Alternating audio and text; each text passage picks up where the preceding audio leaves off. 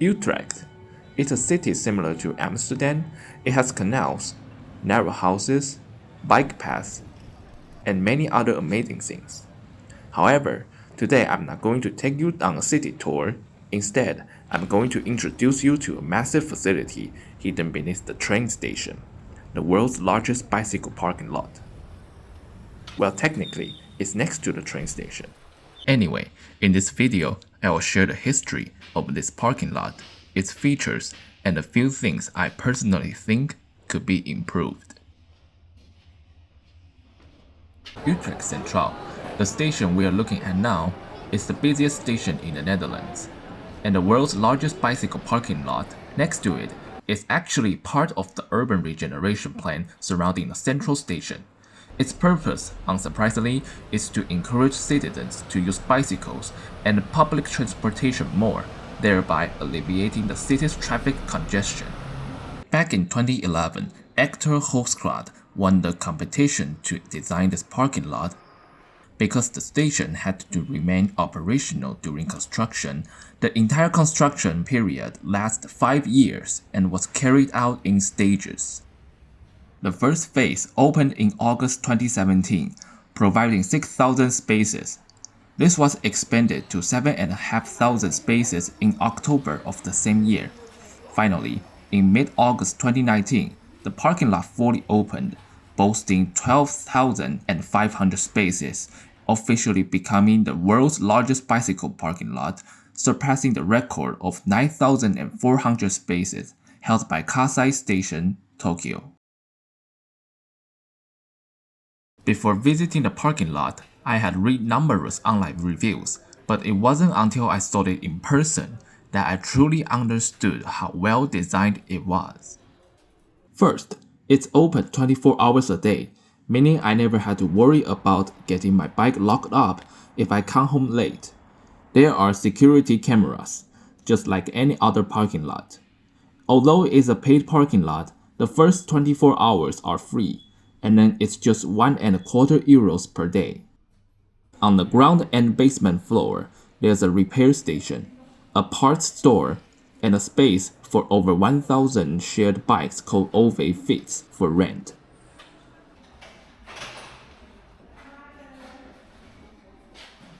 Next to the shared bikes, there's a special parking area. We often encounter bikes with baskets or child seats attached to the front and rear. When parked on the racks, the upper levels often become unusable. Therefore, this parking lot has a dedicated area for these special-sized bikes. This bicycle parking lot has 3 floors, and the designers cleverly incorporated a ramp, allowing me to easily ride my bike directly to the ground and basement levels.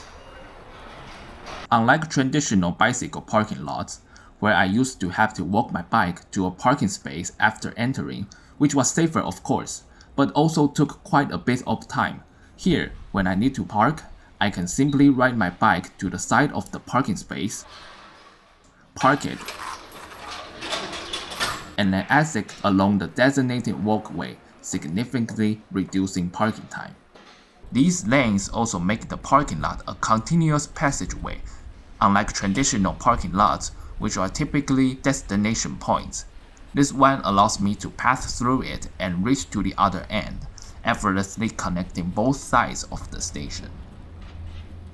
Furthermore, there's a connecting passageway on both the basement and the first floor of the station, providing direct access to the train platforms or the station square, eliminating the need for long detours. Oh, and I really like these trumpet-shaped pillars, by the way. Also, while I was taking notes, I noticed they've meticulously put every available space for bicycle parking. Look here, there are only 4 racks, which reminds me of those tiny parking lots I've seen in Japan, with only 1 or 2 spaces. Of course, if I had to be picky, there are still a few things I think could be improved. First, there's a frequent presence of suspicious liquid on the floor. It didn't rain the day I filmed, but I could still see puddling in many areas. I'm not sure what the liquid is, but there are anti-peeing plates installed in the corners already, so hopefully the liquid on the floor is just ordinary rainwater. Another feature that I don't think is a flaw, but more of a superfluous feature, is the number of remaining parking space per row indicator. When I park, I don't really care about how many spaces are left in the row, I only care if there are any. I think a better approach would be to follow the example of the underground parking lot at Amsterdam Central. A green light when there are spaces available, a red light when they are full, and a yellow light when they are almost full. That's all you need. Except this space, yeah, I think yellow and red should be enough. Over time, this parking lot has become increasingly overwhelmed by demand, and the government has begun plans to expand it.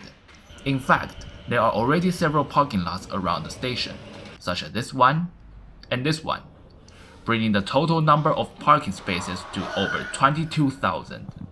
Perhaps in the near future, this parking lot will break its own record once again.